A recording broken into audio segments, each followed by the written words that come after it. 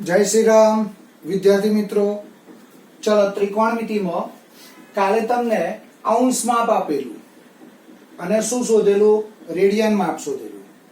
आजे तमने रेडियन माप आप्युं हशे अने रेडियन ने अनुरूप शुं करवानुं अंश माप शोधवानुं। हवे काले आपणे शीखेला अंश कड़ा अने वी कड़ा એટલે ડિગ્રી મિનિટ સેકન્ડ अंश कड़ा ने वी कड़ा। તમારે આમ જવું હોય તો 60 વડે ગુણવાના અને આમ જવું હોય તો 60 વડે આપણે શું કરીએ છીએ ભાગીએ। હવે કાલે આપણે શીખેલા કે એક અંશ એટલે શું તો કાટકોણ ત્રિકોણનો 90મો ભાગ। એક અંશ એટલે કાટકોણ ત્રિકોણનો 90મો ભાગ। હવે એક અંશના 60 સમાન ભાગ કરો તો તમને શું મળે એક કડા મળે અને એક કડાના 60 સમાન ભાગ કરો તો તમને શું મળે એક વી કડા મળે। બરાબર। એટલે એક અંશના 60 સમાન ભાગ કરો તો એક કડા મળે અને એક કડાના 60 સમાન ભાગ કરો તો શું મળે એક વી કડા મળે। બરાબર। ચલો હવે આગળ વધીશું। તો આજના ટોપિકમાં શું આપેલું છે તમને રેડિયન માપ આપેલું હશે અને એ રેડિયન માપને અનુરૂપ અંશ માપ શોધવાનો છે। चलो हेडिंग आपू रेडियन मापने संगत। रेडियन मापने संगत એટલે તમને રેડિયન માપ આપેલું હશે। જો રેડિયન માપ આપેલું હશે રેડિયન માપને સંગત અંશ માપ શોધો। અંશ માપ શોધો।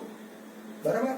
ચલો આમાં હવે આ રીતના ત્રણ દાખલા છે। જો તમારું જે રેડિયન માપ હશે એ રેડિયન માપનો એક્ઝેક્ટ જવાબ ડિગ્રી આવશે કાં તો ડિગ્રી મિનિટ આવશે કાં તો ડિગ્રી મિનિટ સેકન્ડ આવશે। એટલે આના ત્રણ દાખલા બનશે। ચલો એમાં 3.1 નો બીજાનો ત્રીજો ભાગ 3.1 નો બીજાનો ત્રીજો ભાગ 5 પાઈ અપોન 3 રેડિયન બરાબર ખાલી જગ્યા। તો આ માપ કયું આપેલું છે તમને રેડિયન। કયું માપ શોધવાનું અંશ માપ। એટલે આ સૂત્ર લખીશું તો સૂત્ર આવશે અંશ માપ બરાબર 180 અપોન પાઈ ગુણ્યા રેડિયન માપ। બરાબર। ચલો હવે તમારું રેડિયન માપ એટલે અહીંયા આગળ 180 અપોન પાઈ ગુણ્યા રેડિયન માપ કેટલું છે 5 પાઈ અપોન 3। તો હવે આ શું થઈ ગયું અંશ માપ થઈ ગયું। જોજો આ શું બનશે અંશ માપ। હવે આ પાઈ પાઈ કેન્સલ થશે એટલે 180 ગુણ્યા 5 એટલે અહીંયા આવશે 60 એટલે જવાબ આવશે 300 અંશ। બરાબર। તો છેલ્લો જવાબ આપણે આવો લખીશું 5 પાઈ અપોન 3 રેડિયન બરાબર 300 અંશ। આ તમારો જવાબ આવશે। चलो પછી 18મો દાખલો એમાં આવું છે પાઈ અપોન 8 રેડિયન બરાબર ખાલી જગ્યા। હવે ધ્યાન રાખજો આનો જવાબ એક્ઝેક્ટ ડિગ્રી આવ્યો। હવે જવાબ ડિગ્રી મિનિટ આવશે। આનો જવાબ ડિગ્રી મિનિટ આવશે એટલે સૂત્ર તો આનું આ જ રહેશે અંશ માપ બરાબર 180 અપોન પાઈ ગુણ્યા રેડિયન માપ।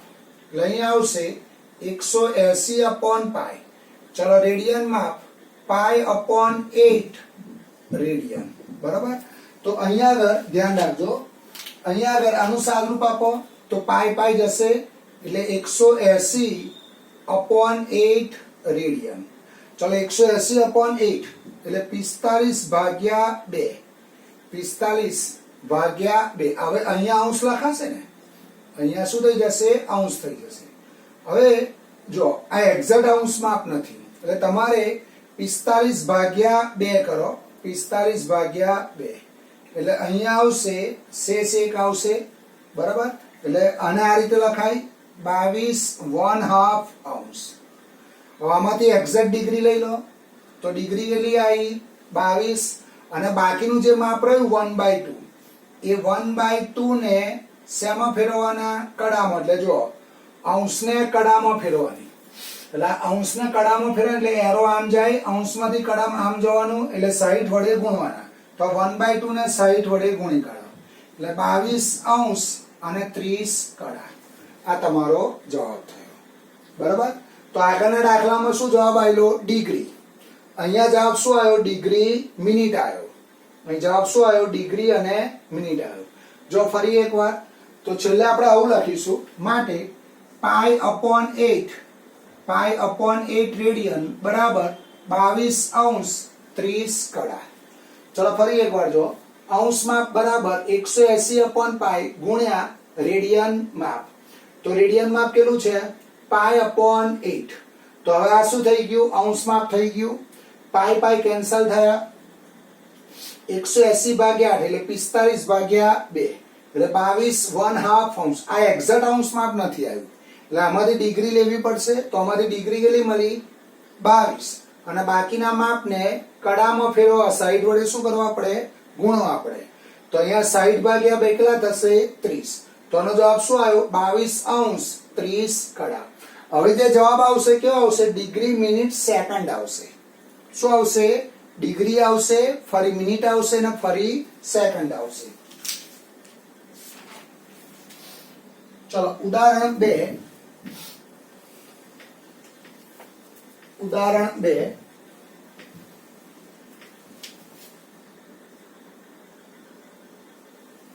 ઉદાહરણ 2 એમાં આવું આપેલું છે 6 રેડિયન અંશ માપને 6 રેડિયનને અંશ માપમાં ફેરવો. 6 રેડિયનને અંશ માપમાં ફેરવો. બરાબર. અથવા આવું લખાય 6 રેડિયન બરાબર ખાલી જગ્યા. પરીક્ષામાં આવું પૂછાય. અહીંયા તમને આપેલું છે પાઈ બરાબર 22/7.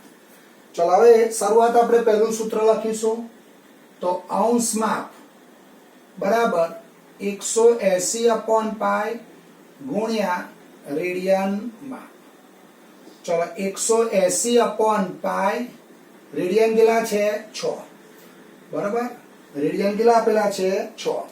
તો આ શું થઈ ગયું? હવે અંશ માપ આવી ગયું. આ રેડિયન માપ અહીંયા મૂકી દીધું.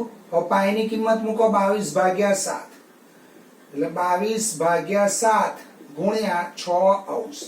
આ છેદનો છેદ અંશમાં જ હશે એટલે 180 ગુણ્યા 7 ગુણ્યા 6/22 અંશ. બરાબર. હવે આનું સાદરૂપ આપશો એટલે અહીંયા આવું આવશે 3780 ભાગ્યા 11 અંશ. હવે જો આ એક્ઝેક્ટ અંશ માપ મળતું નથી. અહીંયા આગળ એક્ઝેક્ટ અંશ માપ મળતો નથી એટલે આપણે આવું કરવું પડશે 3780 ભાગ્યા 11. 11 તાલી 33, 11 ચોક 44, 11 તાલી 33. એટલે અહીંયા કેટલા વધશે? શેષ કેટલી આવશે? 7. તો આપણે 11 વડે ભાગ્યા જોવા જોઈએ તો 343 અને આ રીતે લખાશે. આ બે નો ગુણાકાર કરો તો 3777 ગુણ્યા 3773 પ્લસ 7 કરો એટલે 3780 થશે. હવે આમાંથી અંશ માપ મળી ગયું જોવા જોઈએ. અંશ માપ મળી ગયું તો એ લઈ લઈએ. તો આવું આવશે 343 અંશ માપ. હવે આ જે માપ રહ્યું 7/11 એને કડામાં ફેરવા 60 વડે શું કરવા પડે? ગુણવા પડે. જોવા જોઈએ આ અંશને કડામાં ફેરવી અંશને શેમાં લાવ્યો? કડામાં. એટલે આમ જવાનું એટલે 60 વડે શું કર્યા? ગુણ્યા. હવે 6 7 42 લાવું આવશે 343 442 ભાગ્યા 11 કડા. હવે શું કરવું પડે? આ એક્ઝેક્ટ અંશ માપ મળી, આ એક્ઝેક્ટ કડા નહીં મળતી એટલે આમાંથી એક્ઝેક્ટ કડા શોધવા 420/11 આવું કરવું પડશે. જોવા જઈએ તો 11 તાલી 33 એટલે અહીંયા આવશે 88 એટલે શેષ કેટલી વધશે? 2 એટલે 343 તો અહીંયા આવશે 38 કેટલા વડે ભાગ્યા 11 એટલે 2/11 કડા. હવે આમાંથી કડા મળી ગઈ 38 જોવા જોઈએ તો કડા લઈ લઈએ તો 343 અંશ 38 કડા અને બાકીના માપને વી કડામાં ફેરવવા 60 વડે શું કરવાના? ગુણવાના. જોવા જોઈએ આ કડાને વી કડામાં ફેરવવા 60 વડે શું કર્યા? ગુણ્યા. તો અહીંયા 60 વડે ગુણ્યા. હવે 60 ગુણ્યા 2 120 ભાગ્યા 11 કરો એટલે એ તમારે ડાયરેક્ટ લખી દેવાનું 120 ભાગ્યા 11 બરાબર. તો અહીંયા આવશે 343 38 કડા અને 120 ભાગ્યા 11 કરશો એટલે 10.99 આવશે. એટલે આપણે એક્ઝેક્ટ ફિગર 11 લઈ લેવાની. 10 આવશે 10.90. તો આ જે દશાંશના પછીનો આ જે ડિજિટ છે એ 1 2 3 4 હોય તો 10 લખાય, પણ 5 6 7 8 9 હોય તો રાઉન્ડ ફિગર 10 ની શું લખીશું 11. એટલે જવાબ આવશે 343 અંશ 38 કડા 11 વી કડા બરાબર. તો અહીંયા 6 રેડિયન નું અંશ માપ શું આવ્યું? 6 રેડિયન નું અંશ માપ 343 ડિગ્રી 38 મિનિટ અને 11 સેકન્ડ બરાબર. તો 6 રેડિયન બરાબર આટલો જવાબ આવશે. આ તમારું શું આવ્યું? અંશ માપ આવ્યું. એક્ઝેક્ટ અંશ માપ હોય કાં તો ડિગ્રી મિનિટ હોય કાં તો ડિગ્રી મિનિટ સેકન્ડ હોય બરાબર. ચલો ફરીથી આખો દાખલો જુઓ. પરીક્ષામાં 3 માર્ક્સમાં પૂછાય. જો 6 રેડિયન ને અંશ માપમાં ફેરવો. 6 રેડિયન ને અંશ માપમાં ફેરવો. તો પહેલા સૂત્ર લખો, પછી રેડિયન કેટલું છે 6. હવે આ પાઈ ની કિંમત મૂકી દો 22 ભાગ્યા 7 એટલે 7 ઉપર જતો રહેશે. ચલો આનું સાદરૂપ આપો એટલે 3780 ભાગ્યા 11 અંશ. હવે આ એક્ઝેક્ટ અંશ માપ નહીં મળતું. જો અહીંયા તમને એક્ઝેક્ટ અંશ માપ મળે તો તમારે અહીંયા સ્ટોપ થઈ જવાનું, પણ એક્ઝેક્ટ અંશ માપ મળતું નથી. આમાંથી અંશ માપ શોધવા આપણે આવું કરવું પડશે. તો 343 ઇન્ટુ 7/11 લખાય. તો આનું અંશ માપ મળી ગયું જો 343. અને બાકીના માપને કડામાં ફેરવા 60 વડે શું કરીશું? ગુણીશું. ચલો પછી આ બેનો ગુણાકાર કરતો 420 ભાગ્યા 11 કડા. હવે 420 ભાગ્યા 11 કરો, આમાંથી એક્ઝેક્ટ કડા મળતી નથી. એટલે તમારે શું કરવાનું? આ રીતે ભાગાકાર કરવાનો. તો એમાંથી 38 કડા મળી અને બાકીના માપને 60 વડે શું કરવાના? ગુણવાના. પછી અહીંયા ડાયરેક્ટ આ 120 ભાગ્યા 11 કરી દેવાનું. એટલે રાઉન્ડ ફિગર જવાબ 10.90 આવશે. તો એક્ઝેક્ટ શું લખાય? 11 વી કડા બરાબર. તો 6 રેડિયન બરાબર તમારો આટલો જવાબ આવશે. ચલો પછી એના પછી 21મો 22મો દાખલો હોમવર્કમાં આવશે. 3.1 નો બીજાનો પહેલો ભાગ. ચલો ઉદાહરણ 2 તમારું 20મો દાખલો હતો. ઉદાહરણ 2 આ 20મો એક્ઝામ્પલ હતો. પછી 21 22 23 24 25 21 થી 25 હોમવર્કમાં આવશે. 21 થી 25 દાખલા શું આવશે? હોમવર્કમાં. આ રીતના દાખલા છે, આ રીતે તમારે ગણવાના બરાબર. 21 થી 25 હોમવર્કમાં આવશે. ચલો પછી 26મો દાખલો એ લઈએ. પહેલા 3.1 નો ચોથો એક્ઝામ્પલ લઈ લઈએ. સ્વાધ્યાય 3.1 નો દાખલા નંબર 4. ચલો 3.1 નો ચોથો એક્ઝામ્પલ શું આપ્યું છે? જો 100 સેન્ટીમીટર ત્રિજ્યાવાળા વર્તુળના ચાપની લંબાઈ, ત્રિજ્યાવાળા વર્તુળના ચાપની લંબાઈ 22 સેન્ટીમીટર હોય તો 22 સેન્ટીમીટર હોય તો તેણે કેન્દ્ર આગળ આંતરેલા ખૂણાનું અંશ માપ શોધો. એમાં આપેલું છે પાઈ બરાબર 22 ભાગ્યા 7. હવે ધ્યાન રાખજો. જો ત્રિજ્યા કેટલી છે? 100 સેન્ટીમીટર. એટલે આ વર્તુળ છે, એની આ ત્રિજ્યા r બરાબર 100 સેન્ટીમીટર. હવે 100 સેન્ટીમીટર ત્રિજ્યાવાળા વર્તુળના ચાપની લંબાઈ, એટલે આ એનો ચાપ છે. આ ચાપની લંબાઈ l બરાબર શું છે? 22 સેન્ટીમીટર. તો ચાપ દ્વારા આંતરેલું ખૂણાનું અંશ માપ શોધો. આ માપ હંમેશા રેડિયનમાં મળે. ધ્યાન રાખજો. ચાપ દ્વારા આંતરેલો ખૂણો હંમેશા શેમાં હોય? રેડિયનમાં. તો સૂત્ર આવું છે, આકૃતિ પરથી થીટા બરાબર l/r રેડિયન. અહીંયા ફરજિયાત રેડિયન હોય. ચલો હવે થીટા બરાબર L એટલે કેટલા છે 22, ત્રિજ્યા કેટલી છે 100 રેડિયન.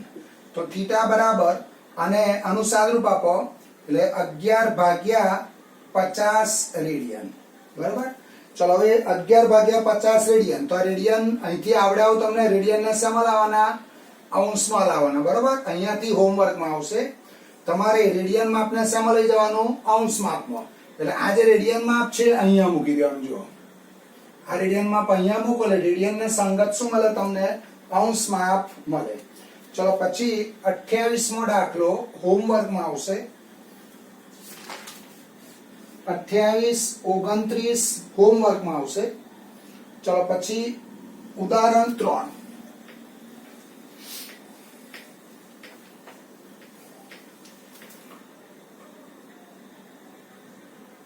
ઉદાહરણ 3 37.4 સેન્ટીમીટર ચાપની લંબાઈ ધરાવતા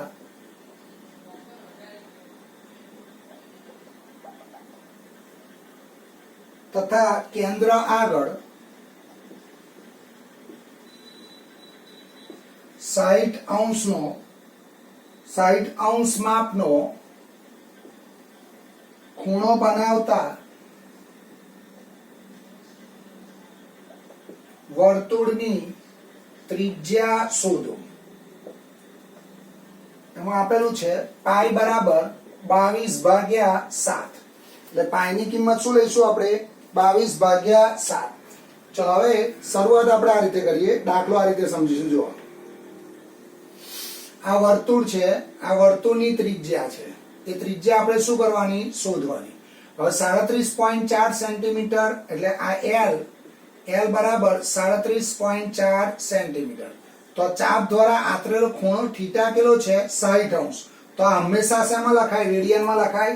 તો 60 એટલે π/3 લખાય. જોવા જોઈએ એટલે અહીંયા હું લખીશ, આની આકૃતિની નીચે લખીશ થીટા બરાબર 60 અંશ બરાબર π/3.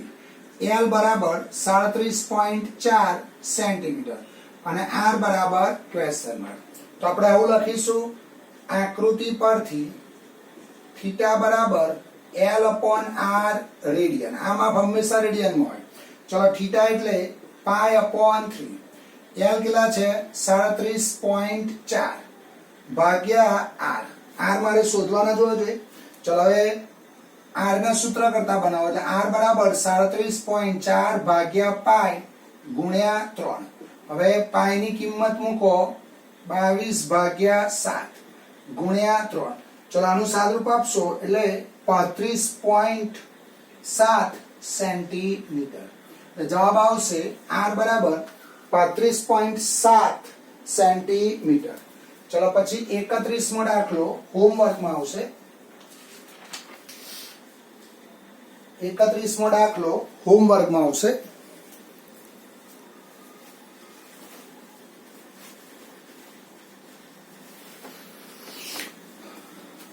ચલો પછી એક્સ્ટ્રા એક્ઝામ્પલ જોજો. એક્સ્ટ્રા એક્ઝામ્પલ હવે એમાં આવું આપેલું છે. એક્સ્ટ્રા દાખલો છે 4 સેન્ટીમીટર ત્રિજ્યા વાળા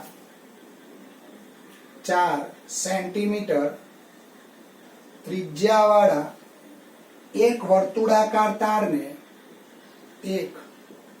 વર્તુળ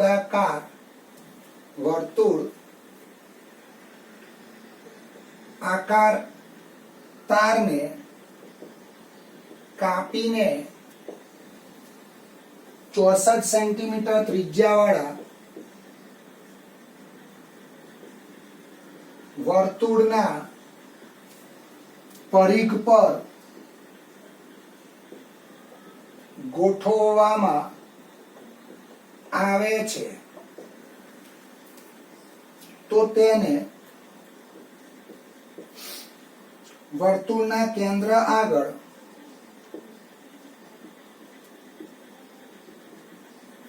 આતરેલા